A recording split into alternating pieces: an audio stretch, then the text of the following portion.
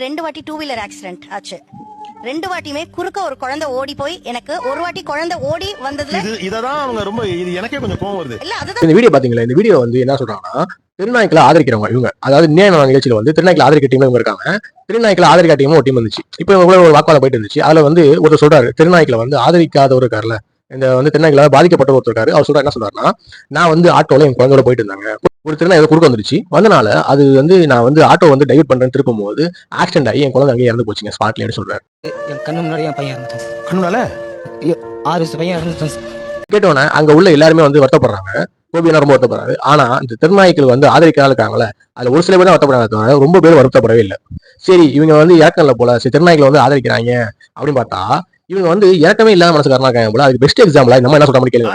எப்ப அந்த குறுக்க ஒரு நாய் வந்து உனக்கு ஆக்சிடென்ட் ஆன மாதிரியே ஒரு குழந்தை வந்து ஆக்சிடென்ட் ஆயிருந்தா என்ன பண்ணிருப்பேன்னு கேக்குறது இருக்குல்ல, இன்சென்சிபிலிட்டியோட உச்சம் இது. அதாவது நம்ம என்ன சொல்றாங்கன்னா, நானும் ஸ்கூட்டில போயிட்டு இருக்கும் போது ஒரு குழந்தை வந்து குறுக்க வந்துருச்சு, அதனால 2 வாட்டி எனக்கு ஆக்சிடென்ட் ஆயிடுச்சுன்னு சொல்றாங்க. அப்ப இவங்க என்ன சொல்ல ட்ரை பண்றாங்கன்னா, குழந்தையும் நாயும் ஒண்ணுங்கிற மாதிரி ட்ரை பண்றாங்க. நாய் குறுக்க வந்தாலும் ஆக்சிடென்ட் ஆகதான் செய்யும், குழந்தை குறுக்க வந்தாலும் ஆக்சிடென்ட் ஆகதான் செய்யும் சார், அதனால நாய் கொல்ல முடியுமா அப்படின்னு கேட்கறாங்க. அதனால கோபி என்ன நெத்தியில் அடிச்ச மாதிரி செருப்பா அடிச்ச மாதிரி சொன்னாங்க. என்ன சொல்றாங்கன்னா, இப்படி நீங்க குழந்தையும் நாயும் ஒண்ணா சேர்க்கிறீங்க, ஒரு குழந்தை குறுக்க ஓடி ஆக்சிடென்ட் ஆகிறதுக்கும் ஒரு நாய் குறுக்க ஓடி ஆக்சிடென்ட் ஆகிறதுக்கும் வித்தியாசம் இல்லையா அப்படி கேட்கறாரு. இவர் கேட்டதுல தப்பு இருக்கு. அதாவது ஒரு மனுஷன் ஆக்சிடென்ட்ல தன்னோட குழந்தைய படிக்கிட்டு உட்காந்துருக்கான், அவனுக்கு ஆர்வம் கூட சொல்ல முடியல உங்களால. அதுக்கு விட்டுட்டு நீங்க என்ன சொல்றீங்க, திருநாய்க்கு சப்போர்ட் பண்ணிட்டு இருக்கீங்க. நீங்க திருநாய்க்கு சப்போர்ட் பண்ண வேணாம் சொல்லல, ஆனா பாதிக்கப்பட்ட குழந்தையும் திருநாயை ஒண்ணா சேர்க்கிறீங்க பாத்தீங்களா, உங்க என்ன சொல்றேன்னு தெரியலங்க. இதுல ரொம்ப ஹைலைட், ரொம்ப இரிட்டேட்டான விஷயமே இவங்க தான். நான் ஏன் இவங்க சொல்றேன்னா, இவங்க பேசும்போது பாருங்க, அவங்க ரோட்லயே நடக்கிறது கிடையாது சார். அப்ப பிரச்சனை யாருக்கு இருக்கு? அதுக்கு அடுத்த பட்ச மக்கள். அது நான் எதிர்ப்பாளர் என்ன சொல்றாங்கன்னா, சார் நான் வந்து நடந்து போகும்போது இது மாதிரி வந்து பைக்ல போகும்போது நாய் துரத்துது, அது மட்டும் இல்லாம நான் நடந்து போகும்போது ஏதாச்சும் ஒரு இடத்துக்கு போகும்போது நாய்ங்க வந்து கடிக்க வருது சார், அட்டாக் பண்ண வருது சார் அப்படின்னு சொல்றாங்க. அந்த கோபி என்ன கேட்டாரு, பெரும்பாலும் கார்ல போறவங்க இது பிரச்சனை இருக்கா நாய்னால கேட்கறாரு. அதுக்கு அவங்க சொல்றாங்க, இல்லங்க பெரும்பாலும் கார்ல போறவங்க பிரச்சனை கிடையாது. அப்ப யாருக்கு பிரச்சனை?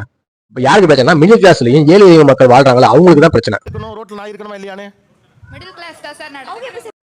அப்ப அப்படி பிரச்சனை உள்ளவங்க அவங்க தானே அந்த முடிவு எடுக்கணும். நான் எனக்கு இந்த பிரச்சனை இருக்கு, சோ எனக்கு சொல்யூஷன் சொல்லுங்க தான் கவர்மெண்ட் கேட்க முடியும். அதை கேட்கலாம் வந்தா அதை கேட்க கூட சொல்றாங்க. என்னமா இது? இப்ப பிரச்சனை என்ன? எல்லாரோட ஹைலைட் ஜட்ஜின்னு ஒருத்தர் வந்தாருங்க. வந்து உட்காந்து அவர் பேர் கோபி தான், அவர் பேர் கோபி தான், பாத்துருவீங்க, படத்துல கூட பாத்துருவீங்க.